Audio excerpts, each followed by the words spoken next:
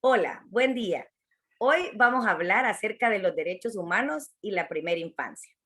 Mi nombre es Hazel Romero y es un gusto estarles acompañando. Sean todas y todos bienvenidos. Vamos a hablar de un tema bastante interesante y que particularmente me gusta mucho. Pero antes quiero compartir un mensaje porque me encanta siempre una actitud positiva cuando se trata del aprendizaje. Siempre que estamos dispuestos a aprender, siempre se logra aprender. Si no tienes ganas de hacerlo, entonces no lo vas a hacer. Pero por eso te comparto, si quieres, puedes. Si puedes, sigues. Y si sigues, llegas. Y si llegas, tienes el éxito. Así que adelante. En esta ocasión vamos a hacer un recorrido en donde vamos a compartir la historia y la evolución de los derechos de la niñez. Vamos a hablar un poquito cuando nos referimos a los derechos de la niñez. Vamos a hacer un breve comentario acerca de lo que significa primera infancia. Vamos a conocer la legislación relacionada a los derechos de niñez y adolescencia y las instituciones que garantizan los derechos de la niñez. Quiero en primer lugar que recordemos algo. ¿Qué son los derechos humanos? Porque al hablar de los derechos de primera infancia tenemos que primero hablar sobre qué son los derechos humanos en general. Son todas aquellas facultades y atributos que tiene la persona y que le pertenecen desde el momento de la concepción, que le acompañan durante toda su vida y que no existe ningún tipo de discriminación. Y esto también es para los niños y las niñas. Quiero que te hagas esa pregunta. Cuando hacemos un recorrido, vamos a hablar de la historia y de la evolución de los derechos de la niñez. Para eso podemos decir que históricamente la niñez no fue considerada como una etapa de la vida del ser humano. Las niñas y los niños no solo fueron considerados como objetos, así como cosas que en algún momento fueron preciadas, pero sí como cosas, literalmente como cosas, vulnerándole sus derechos humanos a lo largo de la historia de la humanidad. Y eso continúa.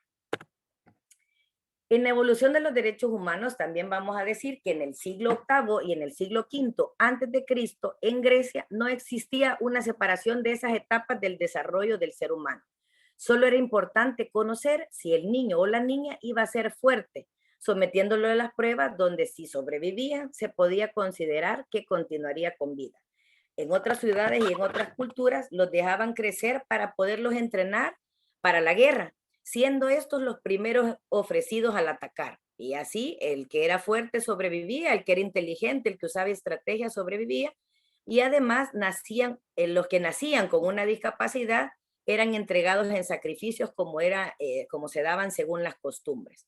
Dentro de las pruebas que hablamos que se daban en Grecia era que cuando nacían los niños los sumergían en aguas con temperatura altamente helada por cierto tiempo y si al sacarlo sobrevivía, le podían continuar dando la oportunidad de seguir vivos, pero si no, ahí mismo los desechaban. Los podían dejar morir en el agua o los que lograban salir vivos, pero que no sobrevivían a las temperaturas, luego los ofrecían en sacrificio. Pasamos y damos un recorrido, nos fuimos de Grecia al Imperio Romano ya en el siglo XVII antes de Cristo y hasta el año 476 después de Cristo surgen las normas jurídicas, pero surge una especial, una que nos decía y que ha sido famosa y sigue siendo famosa y conocida como pater familias. Pater familias era aquella norma jurídica que le daba todo el poder al padre.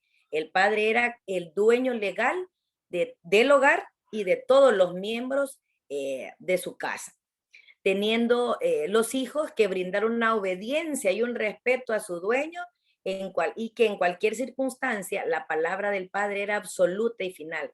Incluso podía ordenar la muerte de un hijo o una hija. En este tiempo, el padre llegaba a conocer al niño, esperaban que naciera, que estuviera un poquito más grandecito y se lo presentaban al padre y el padre podía decir, no, ¿verdad? No lo reconozco como mi hijo, lo pueden matar. O lo podía dejar crecer para hacerlo su sirviente, porque él podía utilizar a los niños y a las niñas como él quisiera. Como dijimos al principio, eran considerados como una cosa, como un objeto. Pero más adelante siempre se reconoció que en Grecia como en Roma se practicó mucho el infanticidio un tema bastante fuerte. El infanticidio era matar a los niños y niñas, también conocidos a los infantes, que no es una palabra que vamos a utilizar, sino que se trataba de matar a un montón de niños y niñas, lo fundamentaban y lo justificaban en las características físicas que tenía el recién nacido o en las posibilidades de sobrevivir a las penas que se imponían en la niñez. Y no recibía ningún castigo ni en ninguna pena el padre que lo cometía. Como recordamos, en el pater familias se le otorgaba ese poder al padre para que decidiera sobre el futuro y el destino de las niñas y los niños. La niñez no tenía derechos a pesar de haber logrado nacer. En este tiempo, los romanos empezaron a hacer, así como nació en Roma, las normas jurídicas que crearon el Pater Familias, también en Roma se crea una clasificación tomando en cuenta la estructura social a la que se pertenecía, además de buscar características especiales, físicas, de cómo resolvía el niño o de cómo se desenvolvía el niño o la niña, formando así dos etapas importantes, porque fue la primera vez que conocimos sobre el tema de primera infancia. Esa etapa que se conocía de los 0 a los 7 años y luego era la mayor infancia, que era de los 7 a los 14 años, dándole después el nombre de pubertad a los 14 años en adelante, hasta entre los 14 y los 19 años. Aquí, en este tiempo, cuando se hace esta división en Roma, se conoce por primera vez el término de primera infancia, que era esa edad de los 0 a los 7 años. Siempre dentro de la evolución de los derechos de la niñez, vamos a encontrar que ya en la Edad Media siguió siendo vulnerados los derechos, muy vulnerados los derechos de la niñez de forma sistémica. Era siempre, continuaba y continuaba. Y fue invisibilizando más a la niñez y a la adolescencia hasta el siglo XVIII, hasta allá por el siglo XVIII, siendo el miedo la forma más común para poder someter a los niños y a las niñas, para que pudieran asumir responsabilidades. Los asustaban con cara de monstruos, les decían lo que les iba a pasar, les comentaban lo que hacían para los que no sobrevivían a las pruebas, y entonces los niños y las niñas seguían siendo sirvientes. Y se podía observar en las pinturas de ese tiempo que el niño estaba siempre pintado en las pinturas que aparecían de ese siglo, y los niños aparecían como que fueran adultos, pero sirvientes de su familia o sirvientes de los visitantes de su familia. Entonces, llegando al siglo XXI, se reconoce que esto ya era la figura del trabajo infantil, porque el niño y la niña no era que gozara de condiciones en su casa, a menos que fuera de la realeza, ¿verdad? Entonces, se empezó a reconocer ya en el siglo XXI que en ese tiempo ya había trabajo infantil. Se dieron muchos eventos a lo largo de la historia. En estos eventos se pueden identificar muchísimas vulneraciones contra los derechos de la niñez y la adolescencia, pero particularmente en la revolución industrial se evidenció un masivo abandono de niños y niñas. Eh, Como al darse la revolución industrial también se dieron muchos trabajos, pero fuera de las ciudades donde vivían los niños, sino que se concentraban en los lugares donde estaba la industria, y entonces los padres abandonaban a los niños y a las niñas, algunas veces las dejaban con la madre, otras veces las madres morían por situaciones de la desnutrición, por enfermedad, y entonces quedaron un montón de niños y niñas abandonados. Muchos niños trabajaron en estas industrias, utilizándolo para hacer aquellos trabajos que el adulto, por su estatura, por su condición física, no podía realizar.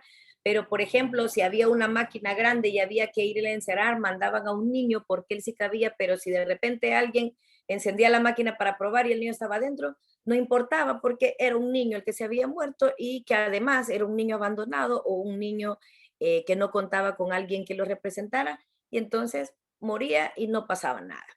En ese tiempo, al haber tanto niño en la calle, ¿verdad? En condiciones de abandono, el Estado tomó parte y creó instituciones que recibían a estos niños, pero que mayormente eran dirigidas por religiosos y apoyadas solo por la caridad. Así que recibían condiciones mínimas o para su cuidado, su alimentación, su educación, pero también dentro de ellas habían abusos porque vamos a decir que los niños y los niños que eran institucionalizados, indistintamente si llegaban para protegerlos porque habían sido encontrados abandonados o por ser parte de los jóvenes perdón, porque los niños, a esos lugares de las instituciones llegaban niños que recibían protección porque estaban abandonados, pero también llegaban jóvenes que cometían algún tipo de delitos, ¿verdad? Ya estos no necesitaban protección porque estos ya habían delinquido, ya habían cometido delitos contra otras personas. En este tiempo se fueron reconociendo y a los niños y a las niñas se les llamaba menores, iniciando así lo que se conoce como el modelo tutelar. Este modelo tutelar nos hablaba, ¿verdad?, de esa parte de que el niño era menos que el adulto, el niño no podía opinar, pero también el niño seguía siendo considerado como una cosa, algo que había que meterlo a esa institución para que por lo menos recibiera alimentación mínima, educación mínima, aspectos religiosos mínimos. Como les digo, ¿verdad? Todo era dado por la caridad o por las asistencias religiosas. Cuando hablamos ahora de los derechos de la niñez, hablamos de una división que los derechos de niñez recibieron porque fueron dos momentos en los que se transcurre y se conocen como doctrinas. La doctrina de la situación irregular o el modelo tutelar, que es esta que acabamos de hablar, en donde el niño y la niña no puede opinar, el niño y la niña no vale como un adulto, el niño y la niña no pueden tener una opción diferente al cuidado de un familiar, sino que lo institucionalizan hasta que cumpla su mayoría de edad.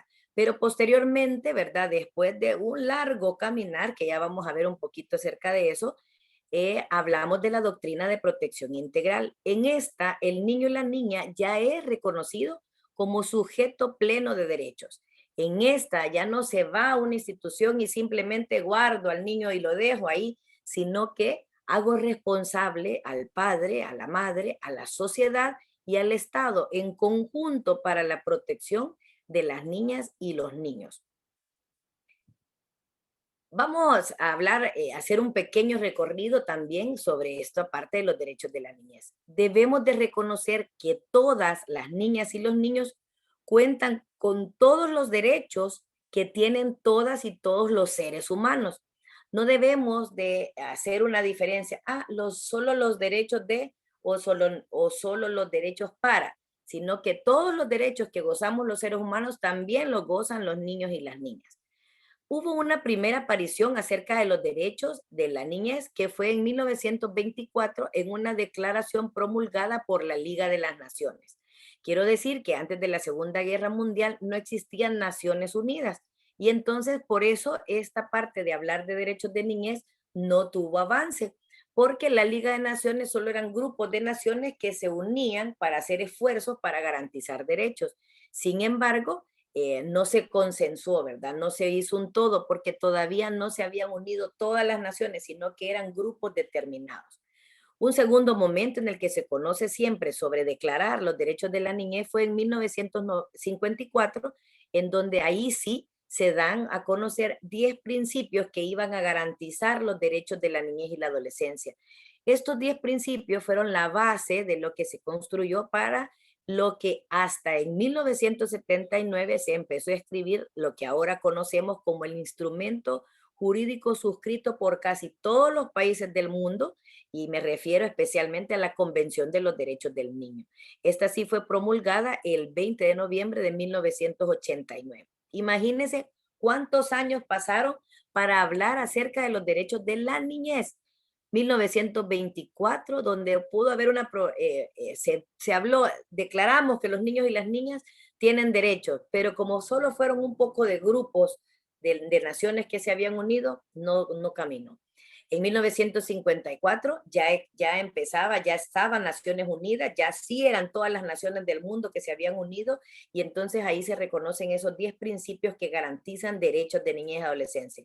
¿Por qué? Por ser una etapa especial, una etapa de vulnerabilidad, una etapa en donde se requiere que se les reconozca sus características particulares. Entonces llegó a 1979. Imagínense, desde el 54 hasta el 79, todo ese periodo para escribir todo el instrumento jurídico que tenía que ver con los derechos de la niñez y la adolescencia. Un dato muy especial de eso es que este documento, la Convención de los Derechos del Niño, es el documento que más países del mundo ha suscrito. Debemos decir que el único país que solo habían quedado dos países que no lo habían suscrito, que era Somalia y los Estados Unidos. En el caso de Somalia, todavía no era Estado cuando ya se había dado la Convención de los Derechos del Niño. Una vez tuvo su calidad de Estado, firmó y ratificó y la hizo ley en su república. Y en los Estados Unidos no la han ratificado porque consideran que en su Carta Magna, ¿verdad? En su constitución, para ellos, ya están incluidos los derechos de la niñez, entonces que no debe de haber un documento más. Sin embargo, conoce y sigue apoyando las acciones para garantizar derechos de niñez y adolescencia a nivel del mundo también. Quiero hablar, cuando ya hablamos de esto, vamos a pasar a decir un poquito acerca del tema de lo que es primera infancia. Y yo me he quedado con el concepto que tiene UNICEF, que nos habla que la primera infancia es el periodo que existe, que se extiende entre el desarrollo prenatal hasta los 8 años de edad. Es un periodo intenso del desarrollo cerebral de todo un ciclo de vida y por lo tanto la etapa más crítica en el desarrollo humano. Durante esta etapa, ¿verdad? Se dice que los niños reciben la mayor influencia de sus entornos y sus conceptos. Vamos a decir que la primera infancia, lo que ahora reconocemos como primera infancia, está desde el momento de la concepción. Eh, Originalmente teníamos que era hasta los 7 años, así como se hizo en Roma antes, hasta los 7 años. Pero las instituciones han ido avanzando y han ido conociendo que abarca una etapa más porque en ese momento hay cambio dentro también del desarrollo del ser humano como tal y sobre todo en su desarrollo cerebral. Es importante hacer este reconocimiento, pero en el caso de los derechos humanos no podemos separarlo por etapas en cuanto a la primera infancia, porque como dijimos anteriormente, todos los derechos que tienen los seres humanos también lo tienen la primera infancia. Todos se les debe de garantizar de manera igual, cumpliendo las características, porque son universales, porque son importantes para el desarrollo, pero también tienen mucho que ver con en las etapas evolutivas. Sin embargo, desde la concepción sabemos que es un ser humano y por consiguiente tiene derechos humanos. Sí, tengo que darle un énfasis importante a esta etapa del desarrollo. ¿Por qué? Porque él, la niña o el niño, tiene que ser acompañado por todos, el Estado, la familia y la sociedad para poder lograr su desarrollo integral. Hablando de primera infancia, vamos a relacionar todo aquel marco jurídico que tiene que ver con él. Este marco jurídico lo vamos a compartir esta pirámide donde nos va a hablar y nos dice, ¿verdad? El primer nivel de las normas siempre va a estar arriba y este nivel siempre va a tener la Constitución de la República y los tratados internacionales. Y ya vamos a ir desarrollando cada uno, especialmente en El Salvador. Luego tenemos un segundo nivel que le llamamos nivel legal. Aquí están las leyes que ya se desarrollan en cada uno de los países, que se desarrollan en cada una de las localidades, en el caso de nosotros en las municipalidades, y que son ocupadas para garantizar temas específicos. Y también tenemos un nivel base. En este nivel base le da soporte a a los niveles anteriores con sentencias, normas, y contratos. Ahí también hay testamentos, ordenanzas municipales, entre otros documentos. ¿Cuáles de los primeros marcos jurídicos que debemos de tomar en cuenta cuando quiero referirme a los derechos de la niñez en la primera infancia? La Declaración Universal de los Derechos Humanos. ¿Por qué? Porque las niñas y los niños, lo primero es que son sujetos de derechos al igual que usted y que yo. El siguiente nivel, siempre en la altura en la primera parte de la pirámide, tenemos a la Constitución de la República. La Constitución de la República, vigente desde 1983, ¿verdad? Tenemos como ley fundamental para nosotros y ahí nos garantiza los derechos de todos los seres humanos de El Salvador. Entonces, también ahí están incluidos los derechos de la primera infancia. Aquí venimos y vamos a retomar aquel documento que ha tenido que ver a todo el proceso con relación a los derechos del niño y la niña. La Convención de los Derechos del Niño, conocida solo por derechos del niño, hay que decir, ¿verdad? Que ahora con todas las cosas debemos decir de la niña y del niño, pero por su traducción del inglés al español solo se conoce como Convención de los Derechos del Niño. Lo dije antes, esta fue promulgada ya a nivel internacional y todos los países pasaron a firmar y se comprometieron a cumplir con todo lo que estaba ahí. Eso fue el 20 de noviembre de 1989. También estuvo El Salvador allá firmando al respecto de este convenio y se comprometió a traerlo al país para hacerlo ley de la República. Entonces, fuimos a firmar un 20 de noviembre de 1989, pero venimos a El Salvador y un 27 de abril de 1990 lo hicimos ley de la República. Esta Convención de los Derechos del Niño nos empieza a decir que nuestro Estado salvadoreño debía adecuar algunas legislaciones que se referían a la niñez y a la adolescencia. Ahí vamos a encontrar que teníamos que ver cómo estaban nuestras leyes en cuanto al tema de garantía de derechos de niñez y adolescencia.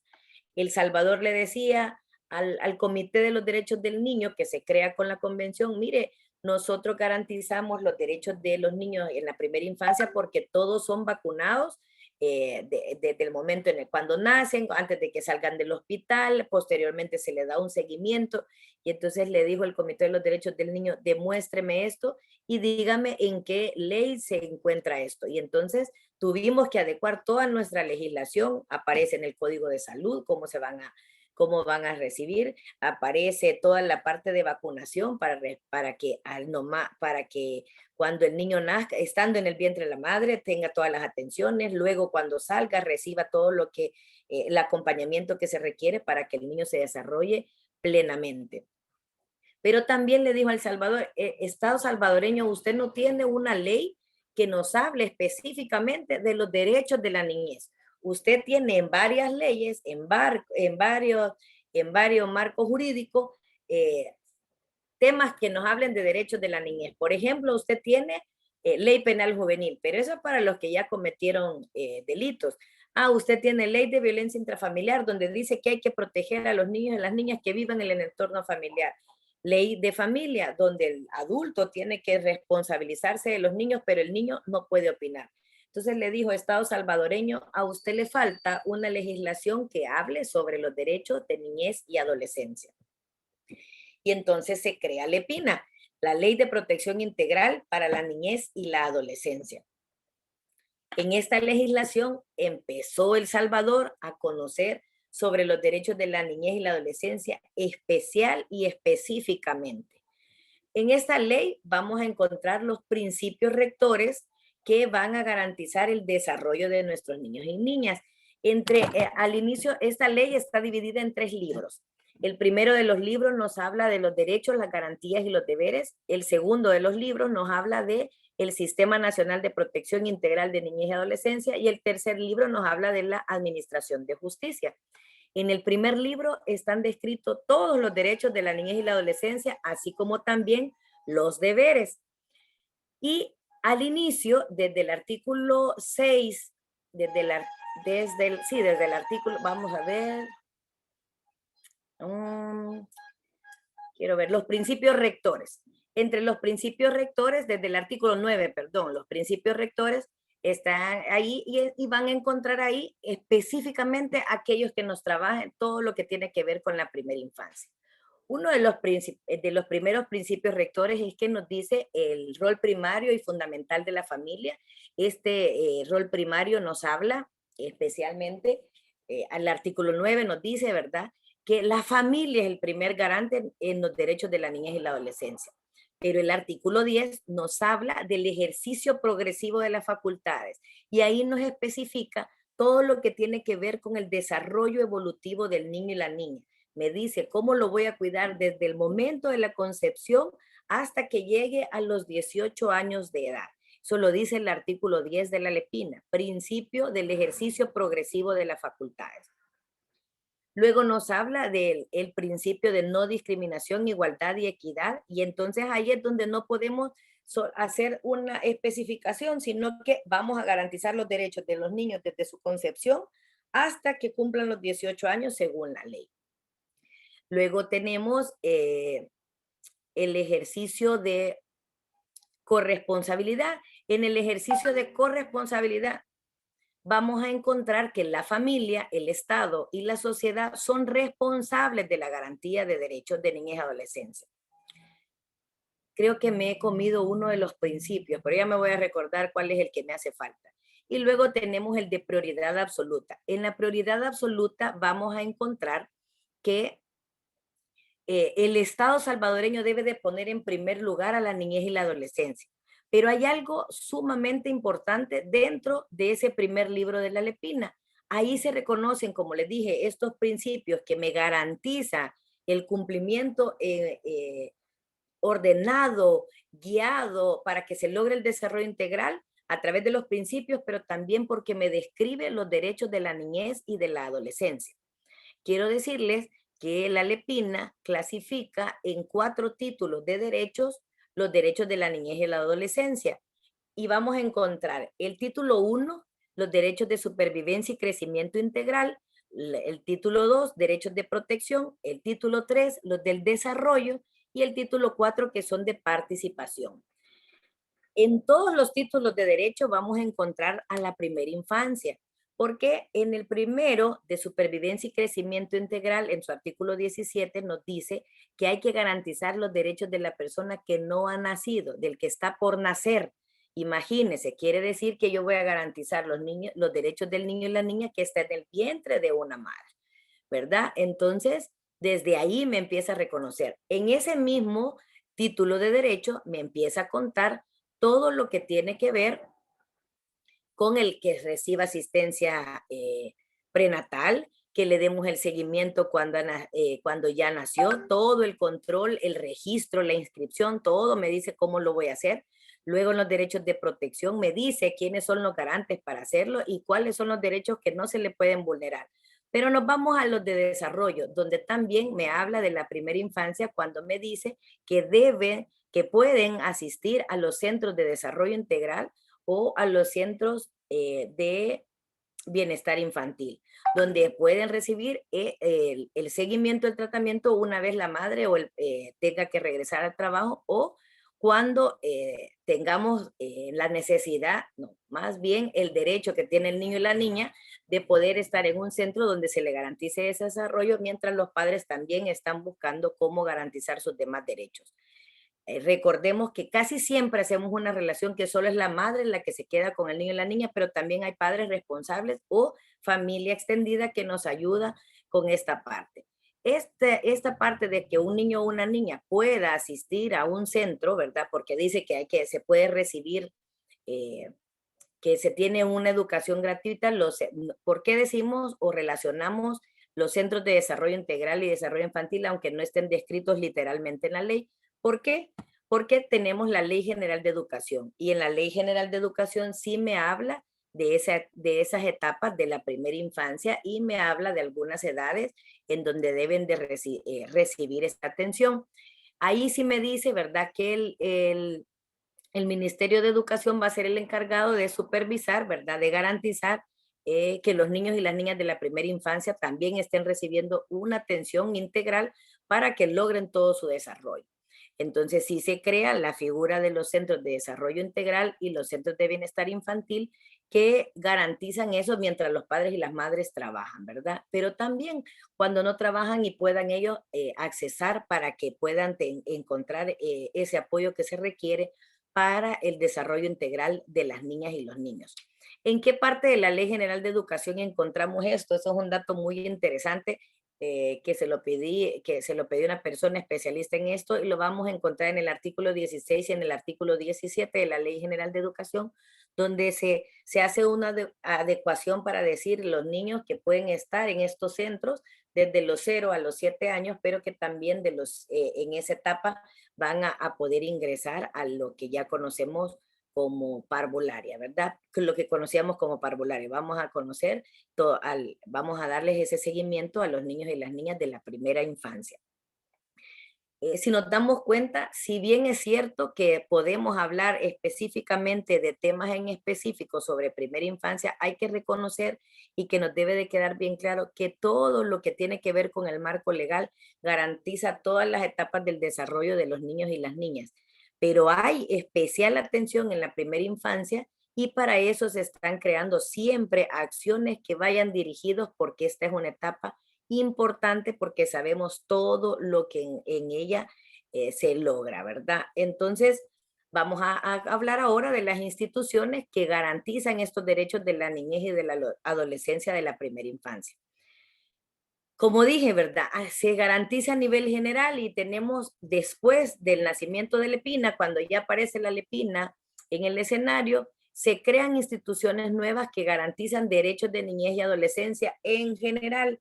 Y entonces hablamos del Consejo Nacional de Niñez y Adolescencia, que es el ente rector que tiene que ver con todos los derechos de la niñez y adolescencia a nivel de nuestro país.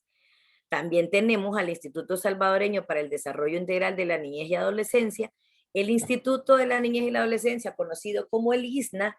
El ISNA es el que se encarga de todo lo que tiene que ver con los centros de desarrollo infantil, centros de desarrollo integral y centros de bienestar infantil. Él es el que se encarga, ahí existe todo un equipo técnico, toda una jefatura, ahora se llama Gerencia de Primera Infancia, en donde se da seguimiento a todos estos centros que se tienen para que los niños y las niñas puedan accesar a ellos, ¿verdad? Y puedan recibir todo este apoyo para lograr su desarrollo integral, siendo siempre apoyados por la familia y por la comunidad, ¿verdad? Otro importante dentro de las instituciones garantes, como lo dije antes, ¿verdad? De los derechos de la primera infancia está el Ministerio de Educación, Cultura y Tecnología, ahora Mineducit. Me comí ahí una T. Mineducit, como ya lo dijimos, ¿verdad? Por ley le corresponde ir y verificar que todas las condiciones se cumplan para esa etapa de los niños y las niñas que es en la primera infancia. Puse entre otros, ¿por qué? Porque hay otras instituciones que nos colaboran alrededor de la garantía de derechos de niñez en primera infancia y les voy a dar un ejemplo. El Instituto Salvadoreño para la Niñez y la Adolescencia, el ISNA, tiene a cargo los centros de desarrollo integral y los centros de bienestar infantil. Para trabajar en un centro de bienestar infantil o para que entre en funcionamiento se hace a través de las municipalidades o a través de las ADESCOS dentro de un municipio o de una comunidad. Entonces, estos se organizan para que se cree y tenemos a las personas idóneas para que la atiendan y se les brinda apoyos, ya sea en alimentos, ya sea en materiales, ya sea en capacitación. Y entonces estos CBIs empiezan a funcionar y ahí ya tiene que ver tanto la comunidad, las ADESCOS, también tiene que ver las alcaldías, porque algunas de estas las asumen las alcaldías, o otras instituciones que nos puedan favorecer al desarrollo de las niñas, niños en la primera infancia, ¿verdad? Quiero decirles de que ese es un tema muy apasionante, ¿verdad? Que es la primera infancia es una etapa fundamental para lograr el desarrollo integral más puro realmente. Mucho de lo que ahora conocemos, antes nuestros padres hacían lo que se les había transferido como algo cultural y entonces ahora tenemos que no, que ya hay investigación científica que me dice que en esta etapa de la primera infancia yo puedo lograr muchas cosas desde el vientre materno y que puedo ir logrando que se vayan desarrollando más habilidades y le voy desarrollando en el cerebro muchísimas más conexiones neuronales y esas conexiones y esas carreteras que me hacen que el aprendizaje, que cualquier cosa sea más fácil para un niño y una niña a lo largo de su vida. Muchísimas gracias por haber escuchado y si tienen algunas dudas o algunas cosas que quieran compartir, con mucho gusto nos las harán llegar y nosotros vamos a compartir con ustedes. Hasta una próxima oportunidad. Muchas bendiciones. Chao.